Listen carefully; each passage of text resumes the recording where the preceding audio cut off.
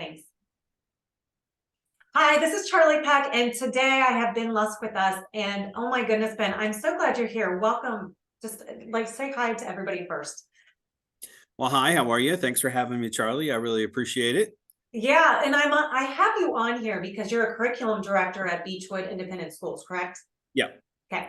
And so I know you've been in education for 25 years and you have some experience with administration, and I know you have an incredible lens. I do my homework, and you know that we're always about trying to improve the student experience, but really we're in a mental health crisis right now. And so I'd love to see what your thoughts are about, like, what are the biggest problems you're seeing in education right now with regards to mental health? Well, I think, Charlie, to be honest with you, that the student mental health has changed significantly in the last 3 years. I think that we were in one crisis before the pandemic, and I think the pandemic exacerbated that process. And I think that kids just they're bored with school, they're disengaged, they don't see the point of what we're doing in school, and the plain old school that we've always done just doesn't work anymore. To put it plainly.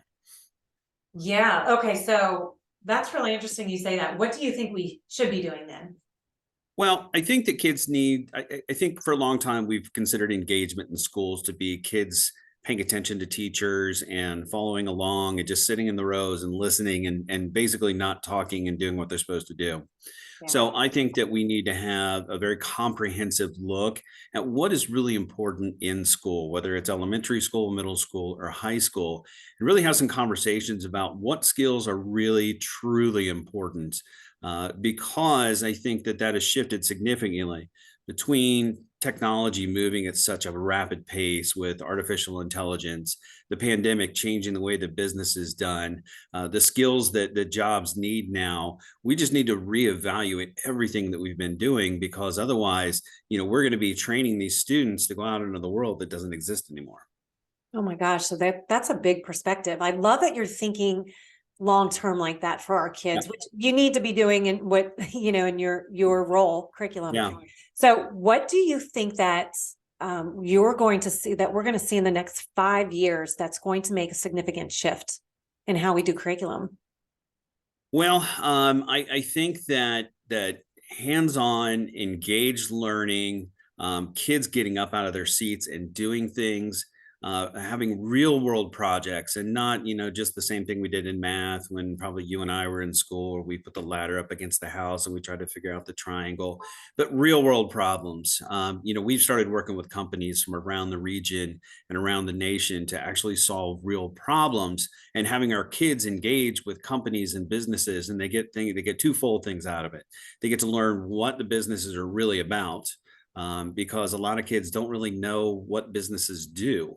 And then we also get to have them go to these companies and visit and actually produce things, and they're excited, and they really want to do what we're doing. They go home and they set up Zoom meetings, or they go to each other's houses and work on projects. And that's almost unheard of these days, where kids, like I said, are just disengaged. So I think we really, really need to look at maybe not necessarily what we're doing, but how we're doing it. I cannot tell you how many times we hear, Ben, from kids who are just so bored in school. Yep. And so it sounds like you've put a lot of thought into engaging them, not only in their classroom, but in the community, because it is real world. And that's when they truly are making a good connection to what they're going to do in their future. Exactly, Charlie. So that sounds like you're doing that. And is it in all of your buildings? Is that what's tell me about that? Yeah, so we have this program. It's a K-12 program, and we have identified a key set of standards that we believe that all kids need to graduate with. For instance, they need to communicate. They need to be able to communicate. They need to be able to collaborate.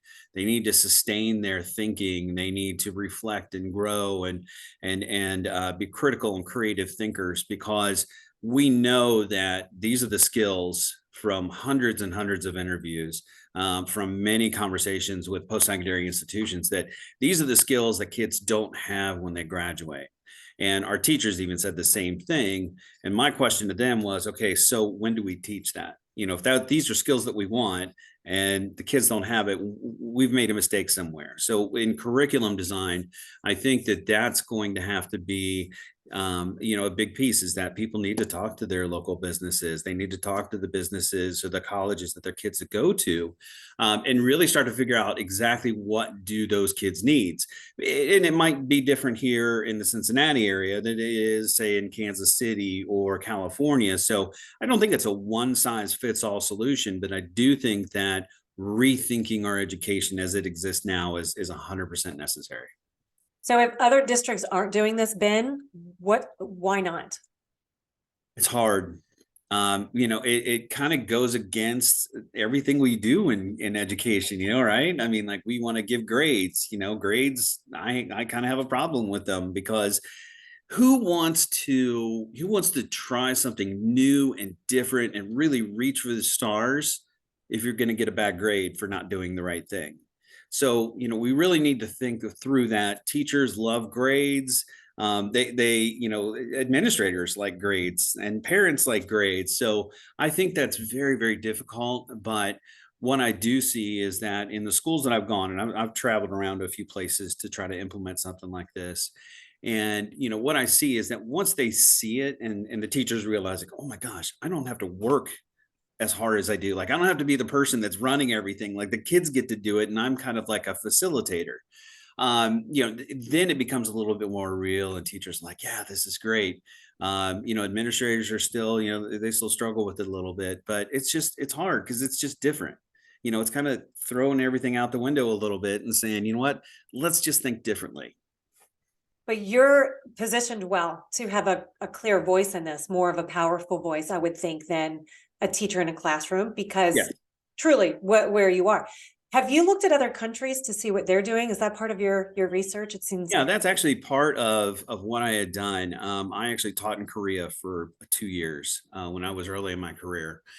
And I also spent a little bit of time in China and Thailand and Singapore. And what I saw there is that basically what they do is they teach all students the same, whether you're gifted, whether you're special education, they treat you the same. They have the same expectations because they care about their students.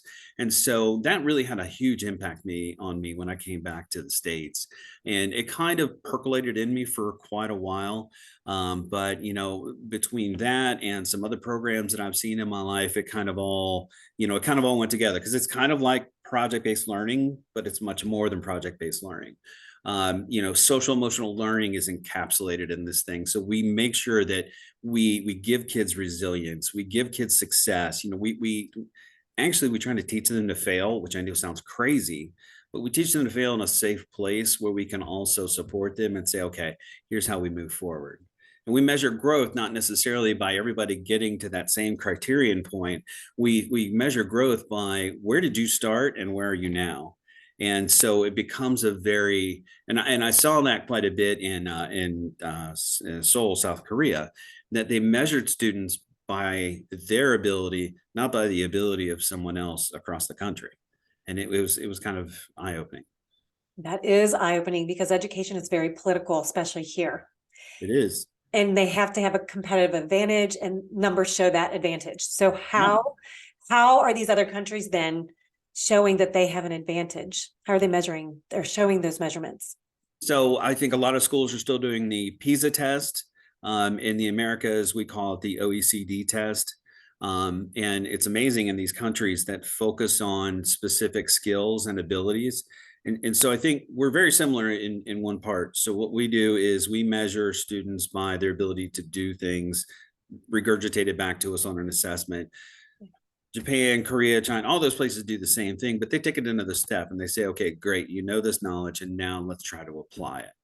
And that's really where those schools go above and beyond us, because all of those schools outscore the United States on that PISA assessment, and a couple of other international assessments. And they do it because they get to that deep understanding of knowledge, and their goal in teaching is understanding, not just knowing. Actually. Yeah. Sorry, did it cut out for you? Oh, did it? No, you seem fine. Okay, sorry. It just cut out for 1 second. I'm sure it's me, not you. I didn't want to miss something that you said, because you had, I heard all of it except the last piece. How did Um, you end as it? you said, the one thing that other countries do, especially Asian countries do, is they take it past the knowledge level and they go to the application level. And what happens is that they cover actually significantly less standards than we do traditionally in the United States, but they do it to a very heavily mastered level, I guess is the best way to say it, through that application process. They actually teach about half of the standards that we do in a given year for per grade level. Oh, wow. And I mean, what are your thoughts around that? I think that, from looking from standards, let's see, I've been through about 4 different revisions here in Kentucky. I do think that it's hard. A given teacher has somewhere between, I mean, an elementary teacher, for example, has somewhere close to 65 to 70 standards in all the content areas. That's really, really hard to design your instruction around, design assessments around, like to do it and do it well. That takes a lot of time. So I like it because then you're focused. I think that idea of focusing on exactly what you need to do and being really clear about it with students, I think I like the idea. Yeah, that makes total sense. And so if we're talking about a crisis, and I don't think that that's over dramatizing it these days. As you said, there was a problem before, and now it's just exemplified by COVID. And now we're seeing all those results showing up in our schools and our families and Yeah. communities, right? And so anytime that happens, that we're feeling like we're in the midst of chaos, it seems like the best thing we can do is slow down and simplify. And Mhm. so if we are going to simplify even programming, it does make sense to have less focus. Can you imagine that happening? The standards being cut in half for teachers? What would that do? Charlie, that would be great. I think that teachers would first be able to have some real cogent conversations around the standards because the way that they work, I mean, I do appreciate the way that the new standards have been designed. I think they're kind of a nerdy, beautiful symphony. But the reality of it is I can sit down with them all day long and understand them. And I've been on, national teams doing that, and that's great, but teachers don't have the time for that. They've got lessons to plan, they've got kids to work with, they've got things to grade, they've got to do all these things, and they just don't have that luxury. And so I think to cut them in half would actually give that a fighting chance to happen. Yeah. Wow. Gosh, I never really thought of that. Nobody's really said that before. And compared to what some other countries are doing, that their standards are cut in half. That's great. Wow. Yeah. Okay, so let's then go into SEL a little bit. I know that you had said SEL in your district is handled in a way. You tell me if it's working or not. So tell me what you're thinking. So we kind of have two different SEL programs going on. So we have one that we bought off of a shelf. I think it does things to a certain point. Unfortunately, it kind of focuses a lot on bullying. It focuses a lot on some things that I think are, they have importance, but that's kind of all that they do.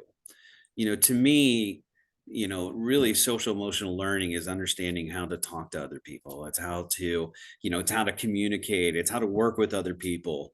And so I would say that it works up to second or third grade. After that, the situations become almost cartoony to kids. Kids tune out. There's not a lot of meat on that bone there, so to speak. And our second way of looking at SEL is to embed it into basically what we do on a daily basis. It's the way that we do business. It's trying to teach kids compassion, teach kids how to be resilient, how to resolve their problems. It's just a part of what we do. We look for those opportunities to have that sort of quote unquote teachable moment and really be able to kind of hone in on, okay, here's the specific skill. Let's talk about this and let's apply it right now and move on.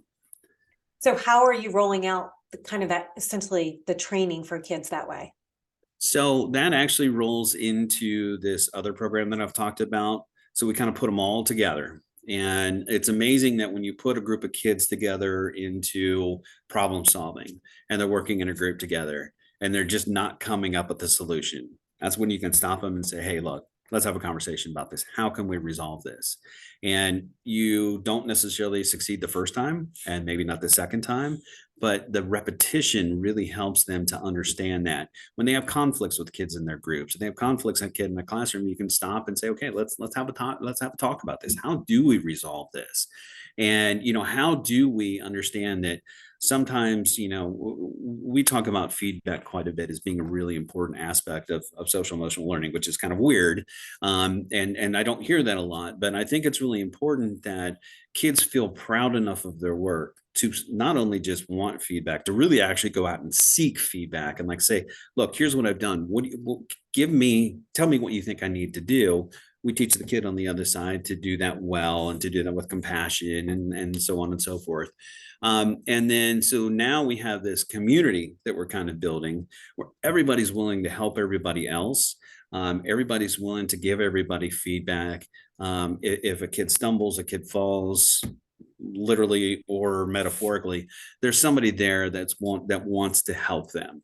So it's just, again, we don't roll it out in a training. We don't have a specific thing that we do with the kids. It's just a process that starts in kindergarten and works its way up all the way to the 12th grade. Yeah, I mean, that's ideal. That's totally ideal. I'm not saying it's perfect. I mean, don't get me wrong. I mean, there's definitely some issues, but yeah. Well, there's going to be issues, of course, and especially in this day and age when everybody's just so overwhelmed. I mean, it's impossible to put any kind of new programming in if it doesn't embed, if it's not infused into your daily practice, of course. And so one of the frustrations I had as an educator and then stepped into therapy is like literally became a therapist, not necessarily the other way around yet. And anyway, so one of the frustrations is part of the SEL programming that we've seen is for the last 30 years, SEL clearly has data to support how important it is. Mm-hmm. The way we've rolled it out in the last 30 years, regardless of any conversation we're having, we're still in a mental health crisis. Mm-hmm. So it hasn't fixed that the way it's been rolled out. The way it's intended is not the way it's actually applied. And the reason is because we're just so darn busy and there's inconsistency, right? Mm-hmm. So again, going back to the frustration that I've been thinking about for years is why is it that we're teaching kids to be resilient and teaching kids these skills, but then we adults in their lives are not learning it. We teachers, educators, parents, we're not learning it, but yet we're throwing those kids right back into those same toxic environments with stressed out parents and burned out teachers, but we're expecting the kids to function well. And so how are we doing this to equip educators so that they can properly and consistently roll that out to kids? So I think you just hit the nail on the head. You can't do one without the other.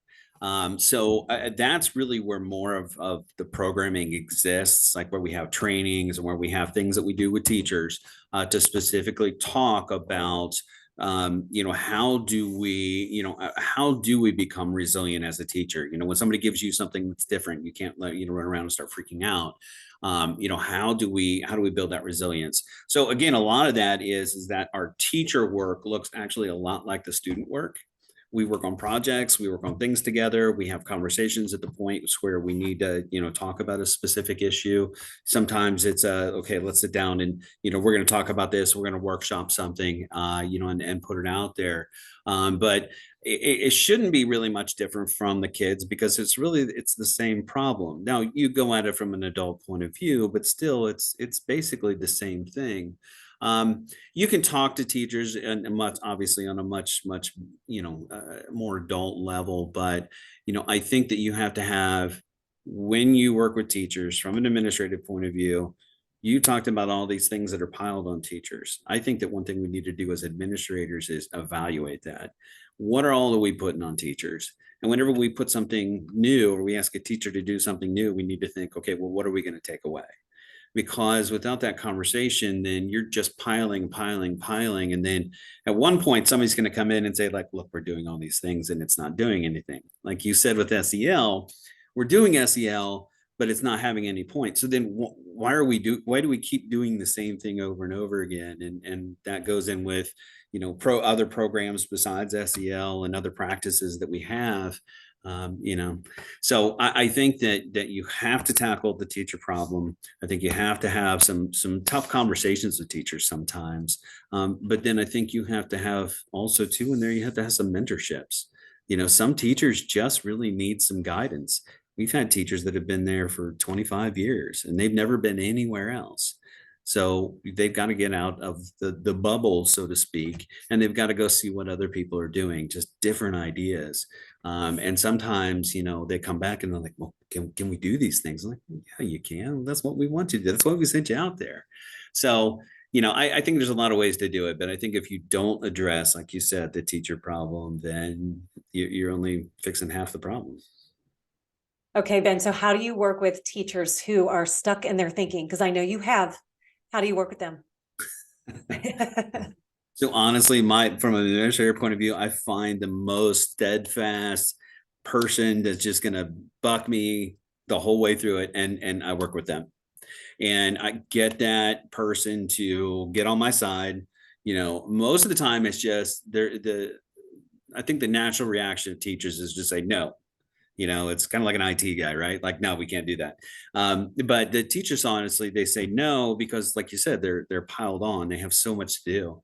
So we find that teacher, we work with them, we show them some examples and say, like, look, here's how you can work this into your classroom. It's not another thing. It's just looking at what you do a little bit differently. I'm there. I'm going to be here to support you the whole way through it. We'll workshop after it's done, and we're going to have a conversation. And then next time, I'm gonna work next to you. So it's kind of the I do, we do, you do kind of a thing. And just like a gradual release of letting them do it. And any teacher that's worth their salt is going to definitely go along with that and say, like, yeah, I think this is a good way to teach because it does everything I want, right? As a teacher, I don't want to have to be the person that does everything because that's what wears me out on a daily basis. Right. And two, I want to let kids really, really learn what it is that I'm trying to teach them. And then thirdly, it's at the end of the day, the kids are tired and I'm not worn out because they're the ones doing all the work. So it really helps with the whole problem that teachers have. But you just got to show it to them. Like as an administrator, you got to go in there and you got to be willing to, wrestle that bull, so to speak, and the one that's going to push back on you. Once you get that person, then you've probably got another 5 to 6 months of work, but you're really starting to get it in place. What is it, that one thing that you notice that you have showed them that gets them over that hump then? Kids excited. Like I can You show them, do you bring them into a classroom where someone's implementing the plan that you have to show them how it's working? Either into another classroom or I'll go in and do it. I believe that as an administrator, like I've got to keep my teaching skills up too. So depending on their comfort level, I'll either have them go to another classroom, I'll come in the classroom, I'll deliver it. And all it takes is that one day where they see kids smiling and having a good time and making all kinds of noise in the classroom, and seeing that at the end of the day, when they're walking out of the class to their next course, like there's that buzz, like they're chattering, they're talking. And like I can't tell you how many teachers have been like, oh my gosh, they haven't done that in forever. I'm like, well, you gotta, let's look at it different. They're like, okay, well, how do I do this on a daily basis? And then we have a conversation about that. So it's just a process. And again, I think that's the difficulty of looking at it different is you've got to have, I guess, somebody as stubborn as me that just wants to keep going with it. But that's good. We need people like you who are stubborn in a good way, yes, right? looking for that change for sure. Yeah. So if you had a magic wand and you were in charge of the entire district, Wow. what's the first thing that you would do? Ooh, that's a really good question. I would probably first off, I would give probably teachers a pay raise. I think they work really, really hard. They spend a lot of time in the building, and that would be a great morale booster. I think they would very much appreciate that. And I think secondly, I think we just kind of, again, we go and look at some of our systems. What are we doing? Why are we doing it? What data does this produce? And if it's worthwhile of what our strategic goal is, then let's keep doing it. And if it isn't, then maybe we should really reevaluate that. So I would probably start at that big system level, give teachers a raise, start looking at our systems, working them down, and then just really kind of work from there. Yeah, you just became teachers' best friends when you said that. I'm not above a little bit of bribery, Well, and it's true. And those other countries, by the way, they do pay their teachers a lot more, and they Yes. have really great benefits, and they're supportive of families because teachers are parents too. Not all of them, but of course it's a part of it. And Right. also what they do is they view teachers as professionals. And that is key, isn't it? It's about the It is. value. Yeah. I think Go that's ahead. another part of it too, right? You've got to look at our structures of days off. I agree 100% with you on that family time. We really got to, that work-life balance has kind of gone away. We really need to evaluate that too. Yeah. Yeah. I mean, we champion people who try to do it all, but then they're really missing out on something. So it's just not impossible to do in today's Exactly. standards, right? Yeah. And then one of those systems, like what is the first system you would look at changing or process? I think to go with what I just kind of talked about is our work days. I think that some of that is just set by the state. It's just state law. It's what we have to do. But maybe we can look at doing them a little bit differently. Again, asking me right off the top of my head, I'm not 100% sure exactly where we go with all that. Yeah. But I would definitely want to do some things differently. I think looking at the whole schedule of the district would be worthwhile.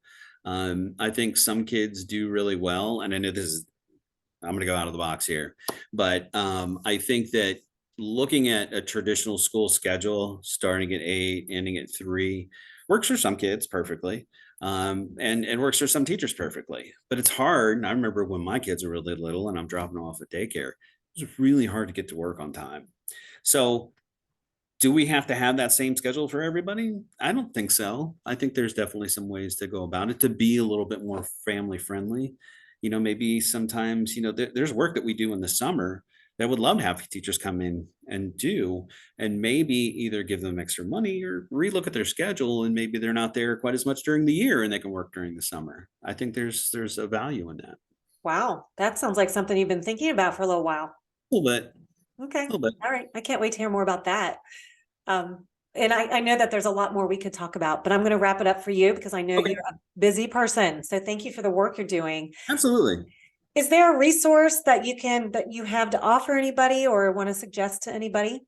Yeah, anybody that wants to learn a little bit more about the program, again, I've got a K-12 curriculum written that has all this stuff that I've talked about in it. They're more than welcome to get in touch with me. I believe that you put my LinkedIn and my Twitter handle on there. More than happy to talk to anybody, sit down and go through things with them, take a look at their school, do whatever, and give them a hand because again, I think it's a little bit revolutionary, and I think that it's something that can really kind of change the way we do business. Absolutely. And if anyone really does want that, please reach out. So Yeah, Ben is on LinkedIn, and just so the listener hears, and on Twitter, did you say? yeah, It's at Lusk, LUSK _Ben, BEN, correct? yep, Okay. It's important because they probably will want to reach out to you because that is great curriculum. It sounds great. I can't wait to look at it myself. yeah. I'll send it over to you. Oh, good, good. Okay. Well, thank you so much, Ben. I appreciate your time, and I appreciate this very much. Yeah, thank you, Charlie. I appreciate it. Thanks for having me on. Yeah. Okay.